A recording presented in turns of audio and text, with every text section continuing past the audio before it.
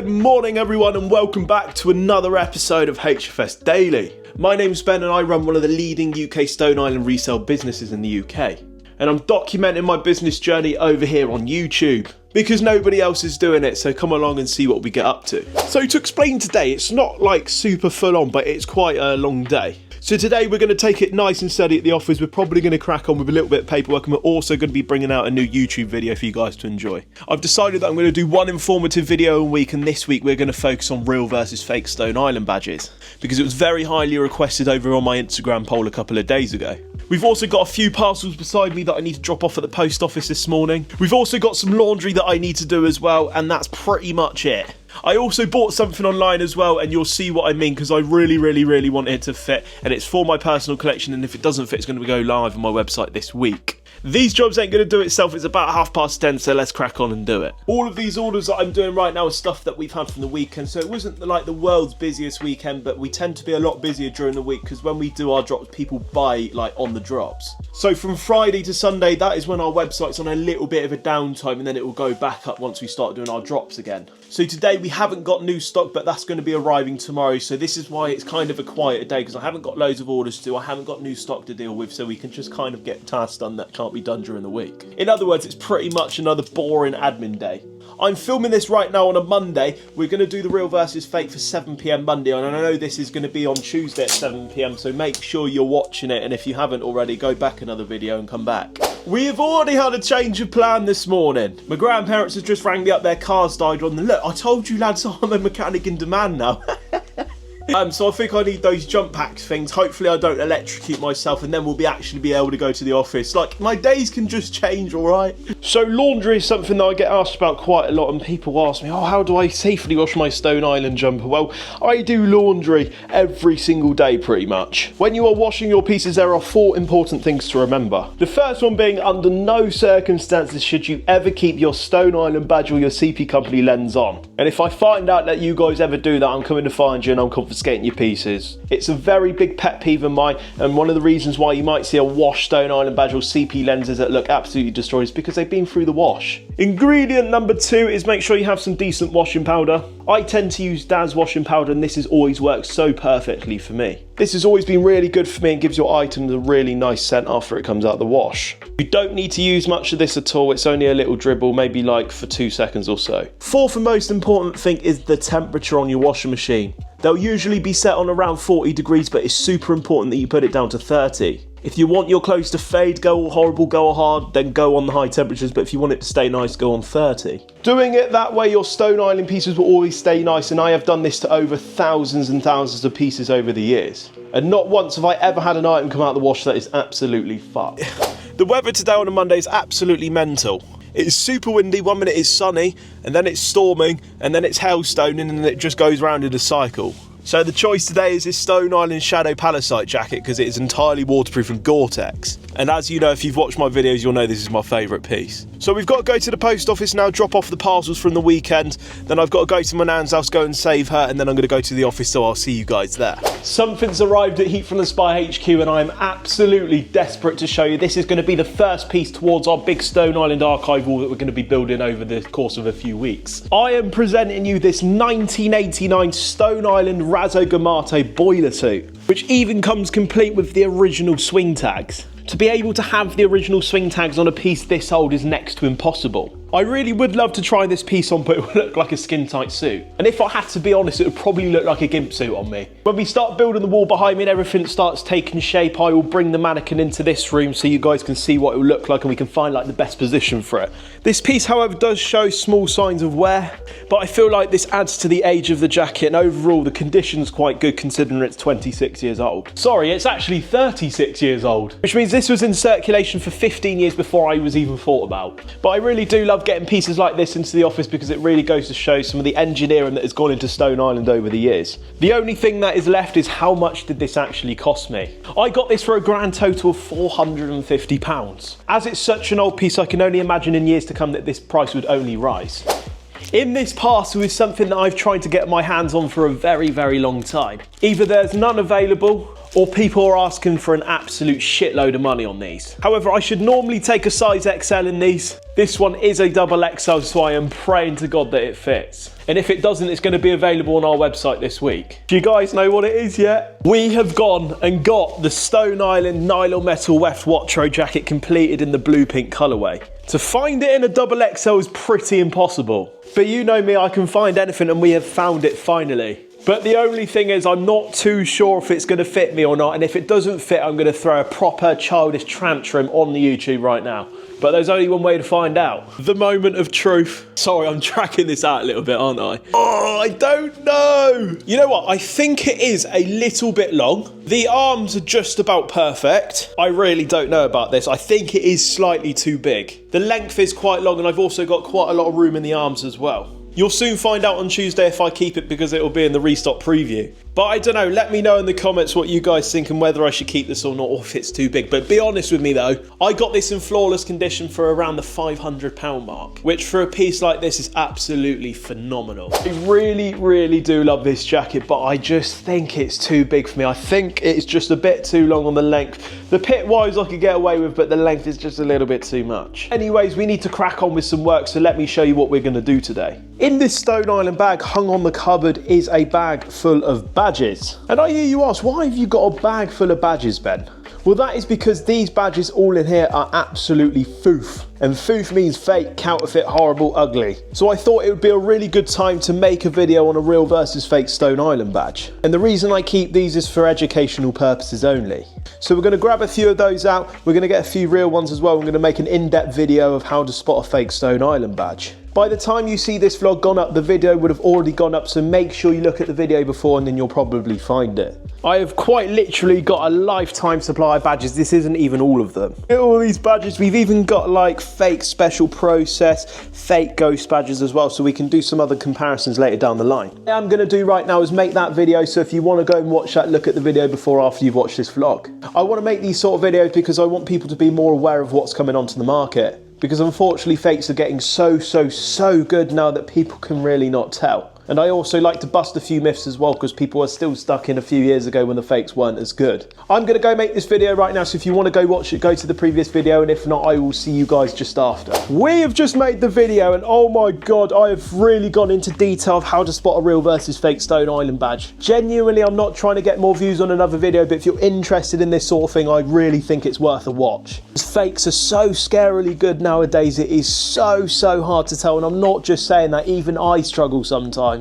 And I do this for a living, so what about all the people that just buy it for a hobby? Anyways, it's time to get on with the rest of the day, so we've still got some more VAT paperwork, which I really don't want to do, but it's super important that I do keep up with that sort of thing. Managing your time is a very important aspect of becoming a reseller. As well as running your business, getting parcels out, making social media videos, you need to make sure you stay on top of all of your paperwork. Because just like any other business, if you don't keep on top of them, you might get fined by HMRC, and it might stress you out a lot more because you've got too much of a workload on. If I had to recommend anything to you, don't leave it all till last minute, but just do it as you go. For example, every Friday at like 6 PM, do a bit of paperwork for a couple of hours, and when it comes to 3 months, when you do your VAT return, you won't have a lot to do, and you won't have 3 months worth of paperwork all to do in one. Admittedly, I don't do this weekly thing. I tend to do it towards the end of the 3rd month, but that's just my personal way of doing things. I really don't recommend you do it because I get really anxious, I get stressed, I get bossy, it just turns into a total nightmare. So take it from me, make sure you do your paperwork as you go and don't do what I do. No lie, I'm still really undecided about keeping that weft, because I know full well if I do sell that, I'm going to be searching for another few months to try and find another one, and I might not get it as good of a price either. See, I can get these pieces whenever I want, but I'm so stubborn that I won't pay a stupid amount of money for a piece that I really want. So if I see a piece that I've wanted for a few years, which is being sold for 800 quid on a marketplace, and I know I can get it for 600 quid, I'm always going to ditch it, and I'm going to find one for 600 pounds. So my stubbornness gets the most of me, and this is why I don't end up with some of the pieces that I really want, because I refuse to pay the high prices. Before we do any VAT paperwork, we're just going to edit our real versus fake Stone Island badge video. I've said so many times now that the video is going to be up, and I work a day behind, so I need to make sure I do it, otherwise you're not going to see it. Before this camera dies, I'm going to show you how I edit a video, because this is something that people do ask me quite a lot. No, I don't have my own editor. Yes, I do all this myself, and I've just self-taught myself. I've never watched a single video, and I've just done this off of my own back. And believe it or not, for all of these YouTube videos, everything that I upload is done on CapCut. You can see that this is a video that I've already got, but what we do is we just film loads and loads of clips that are uncut, and then we dump them into CapCut, we chop them all up so it all makes sense, and then we add some audio over the top. We also add some cool effects in as well, and then we just upload it, and that is as easy as that is. There's no catch whatsoever. So later on down the line, I will show you how we edit our videos properly in detail, but what we've got to do now is take all of the clips that we just filmed for the Real versus Fake Stone Island badge off of this camera, dump it onto my phone, put it into CapCut and edit it. So I'm not really going to show you that, but we will do it in another later video. Before I run out of time today, I'm going to go edit this video and I'll see you guys in a little bit. Believe it or not, we've had quite a successful afternoon. We have managed to complete a lot of our VAT paperwork so we can get ahead for our VAT end. We've also finished editing the YouTube video and it's currently uploaded to YouTube as we speak. As I said earlier, by the time you see this video will all be uploaded, so make sure you give that a watch because it's probably our best video yet. The thing you'll see at the start of this video as well, but I've just paid someone to create us like a really cool intro and outro to our videos. This is what somebody personally recommended to me to make my videos better, and I'm always open for your guys' opinions on how we can make the videos better, so on and so forth. I am not going to lie to any of you, we have not got a lot of time now, so there are a few little jobs we're going to do before we go tonight. The reason why I'm leaving so early tonight is because I have drill night at the fire station every single Monday. So from 6:30 till 9 o'clock I'm at the fire station and there's not really anything I can film. Some of the pieces on here, also the pieces on the edge of this sofa, are going to belong upstairs very shortly. These bits are all of the new stock that we've got in for this week, minus the weft, because I haven't really decided whether I'm going to keep it yet. Of course, disregarding the boiler suit where we're going to try and put it on my mannequin, which is going to be a total nightmare. This camera's got about 14% left, so let's go and do it. All of these pieces in front of me is what's left of the stock from this week. So every single week we will always put our new stock onto these two big rails here. As when we do our tilt streams, it's really easy to showcase the new pieces that are in. Once the weeks pass, we will disperse all of these pieces onto the website rails. This is quite a good routine that we've got into because we're able to show off our new pieces a lot easier. This is a decent rhythm and routine that we've got into, and it also helps my staff being able to photo all of the new stock without getting it mixed up with the website stuff. In theory, all of this stuff behind me should now be on the website. As my staff should have photoed it, but he can't always be that reliable, so he might have missed a couple, so I will always go and check. I'm only joking, he's all good, but he has his own rhythm and routine, which if he can get on the videos and he's confident enough, I'll get him to show you what he does. As you've seen from a couple of videos ago, he's quite a camera shy lad, so he might have a bit of trouble doing that. I'm going to put all this stuff behind me on the website rails and all the new stock that we've got so far onto the rail in its place. Rails are looking 10 times nicer now, they're looking nice and full, which means that we've got a lot of nice stock that are available on our website currently.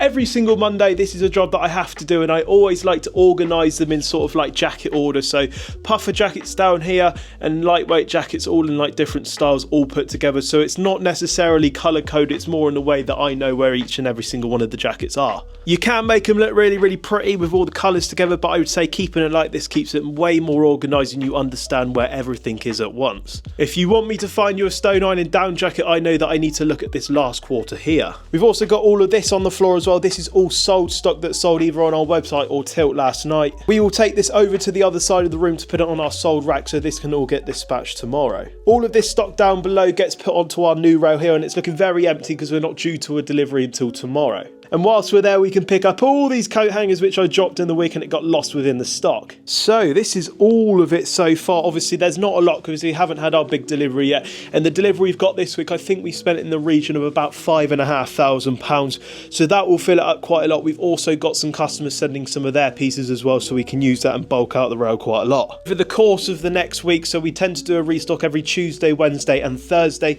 then all of those items will be on the website, and then by next Monday we just rinse and repeat, and that's kind of like our little thing we do in here and kind of keeping it neat and organised. I've mentioned before that I'm very, very disorganised, but for me this is like the easiest way to kind of do things and make sure that we don't get anything mixed up. Because I sorted out my stockroom with one of my staff the other day and we ended up having like 30 to 40 items that weren't on the website but were all on the website rail, so it's really, really important that we keep up to date with all of it. I've just gone and found a load more new pieces that we have, so we actually might have quite a busy week of stock. This was some of the stuff that we purchased last week, but instead of putting it into the stock we had last week, we were just going to put it into this week because it just made more sense because we had a smaller wholesale box. It's funny because I go on about how disorganised I am, and that's probably about 1,500 quid's worth of stock I've just added. I say nothing to that. Let's get this party started. Everybody meet Mark. This is our mannequin. So he's currently got a very random ass outfit on, but we're about to put you in a boiler suit, my friend. Oh, there we go, there's his torso. Now we're going to drop those briefs. You can already tell that this is getting fucking awkward. I am so glad that I was never employed by New Look or something. I feel bad for the people that have to dress mannequins because they are a nightmare. Ah, that wasn't supposed to happen. Right, you definitely haven't seen what's just happened here. These pair of Stone Island cargos just got fucked up. Oh, for goodness sake! We need to be really careful with the boiler suit because if I end up ripping that, I'm going to cry my eyes out. Oh my God, I'm such an idiot. Why do I do this? Well, that's because I was meant to take this out before. Oh my God, I'm such an idiot. You'll begin to know that I'm like a bull in a china shop, and if it doesn't go fast, I'm gonna get pissed. Oh man, that is so annoying. I'm gonna caption this ripping a £200 pair of cargo bottoms on fucking YouTube. I do wonder if I'm safe to run this business on my own or whether I should get someone to help me. Right, the legs are on. And the good thing about these, you've got the zips at the legs so we can easily attach that thing back on. Thank God. We've done it! I've got the legs on. But what I need to worry about is now the torso. I'm so glad I've done this without ripping anything yet. I've done a thing! Don't forget about the hands. And that is perfect. There's just one more thing I want to add. That, ladies and gentlemen, is how you put together a mannequin, not in the best way possible. Completely splitting a pair of Stone Island cargo trousers in the process. So this is going to be our first part to the Stone Island archive wall. When we do start building it and get to a good point, we will put them in the other room so we can be displayed nicely. Make sure you like and subscribe for more videos like this, and I will see you guys tomorrow. This is HFS Daily, and I'll see you later. Right, please don't fall. Oh!